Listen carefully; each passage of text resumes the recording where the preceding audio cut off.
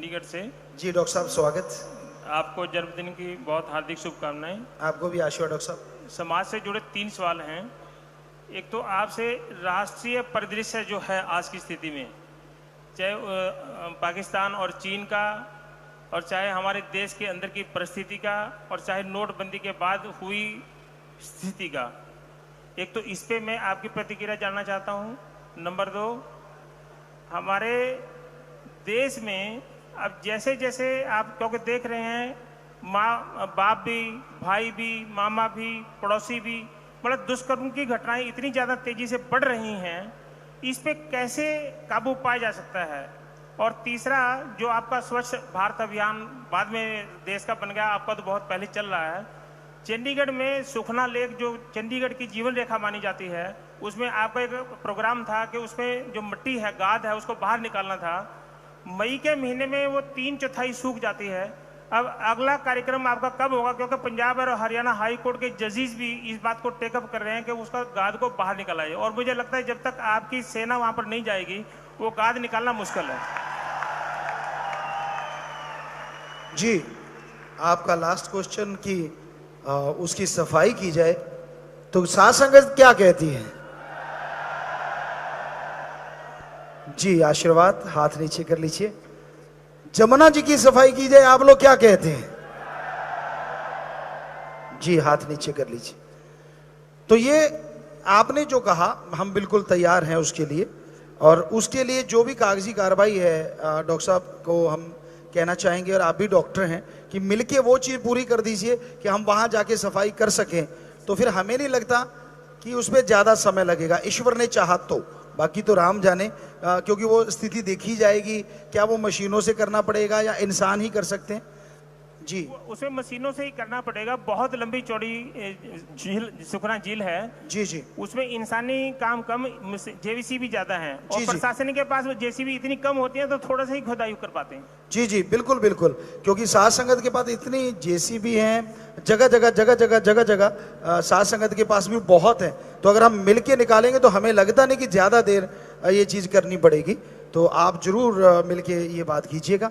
बाकी आपने जो पहला सवाल किया था कि राष्ट्रीय परिदृश्य है, देश की जो परिस्थितियां हैं, हमें लगता है कि देश में बहुत चेंजेज आ रहे हैं। ये हमने देखा है, बहुत चेंजेज आ रहे हैं। नोटबंदी हुई जो कभी कोई सोच भी नहीं सकता था। कईयों ने कहा कि गुरुजी गरीब को परेशानी, गरीब के पास तो 1000 का नोट ही नहीं होता, 500 का भी नहीं होता। हमने देखा है 100 रुपया, 10 रुपये, 20 रुपये, बेचारा 5 रुपये, यहाँ तक कि आज भी 50 पैसे रुपया मिल जाए तो उसको भी नहीं छोड़ता, बड़ा बड़ा खुश होता है। तो उनको परेशानी नहीं आई।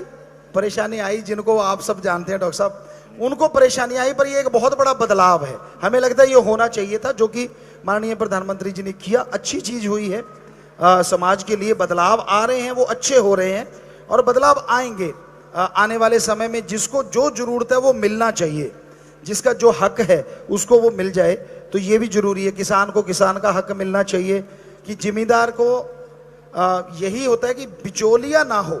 अगर जिम्मेदार की फसल को डायरेक्ट सरकार खरीद ले, अब जिम्मेदार, हम जिम्मेदार रहे हैं, हम फसल बेचते थे, 6 महीने मेहनत करते हैं और जाके दुकानदार को फसल दे देते थे, वो पैसा मिलता था 300 रुपए।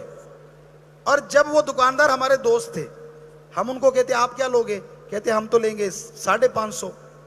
हमने कहा यार, हमने 6 महीने खून पसीना एक किया, उसमें कितनी दिहाड़ी कट गई, कितना कुछ हो गया, हमें मिला 300, उसमें बचा कितना 100। और आपने पंखे के नीचे बैठ के, एसी तो तब नहीं होते थे, कि हवा खाई, बढ़िया मजे लिए, और आप बैठे बैठे 250 रगड़ गए। तो मतलब अगर वो 300 की जगह किसान को 450 भी मिल जाए, बाकी गवर्नमेंट रखे, तो हमें लगता है वो बीच का जो है, व्यापारियों के लिए और बहुत व्यापार है हमारे देश में, बहुत कुछ किया जा सकता है। तो ये एक जिम्मेदार की स्थिति सही हो सकती है।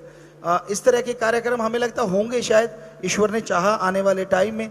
जिस तरह से सफाई माह अभियान हो रहे हैं, बेटी बचाओ अभियान चल रहे हैं, जगह जगह ये चीजें चल रही हैं, तो ये बहुत ही अच्छा बदलाव आ रहा है। क्योंकि इतनी देर की चीज है, उसको चेंज करने में टाइम तो लगता है, हमें जो लगता है। बाकी पाकिस्तान और चाइना की जो बात है, वो आपस में मिली भगत कर रहे हैं, तो हमारे भारत के लोग जो कि अरब से ऊपर हैं, अगर बायकाट कर दें चाइना के सामान का, हमने पिछली बार बोला था और आज भी बोला है, पिछली बार बोला था तो उनके आर्थिक मंदी आ गई थी, ईश्वर ने ऐसा किया था, और इस बार बोला है, हमें लगता है राम जी फिर कृपा करेंगे, फिर से मंदियां मुंदियां शुरू हो जाएंगी और वो अपना प्रजा का पेट पालने में लग जाएगा बजाय किसी पे युद्ध करने के।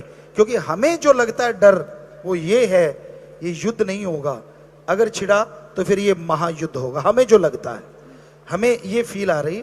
और एक कल किसी ने हमसे एक सवाल आया, हमारे पास पर्ची आई, अभी भी पड़ी है, कि गुरुजी आपने कहा 9th में नॉन मेडिकल थी।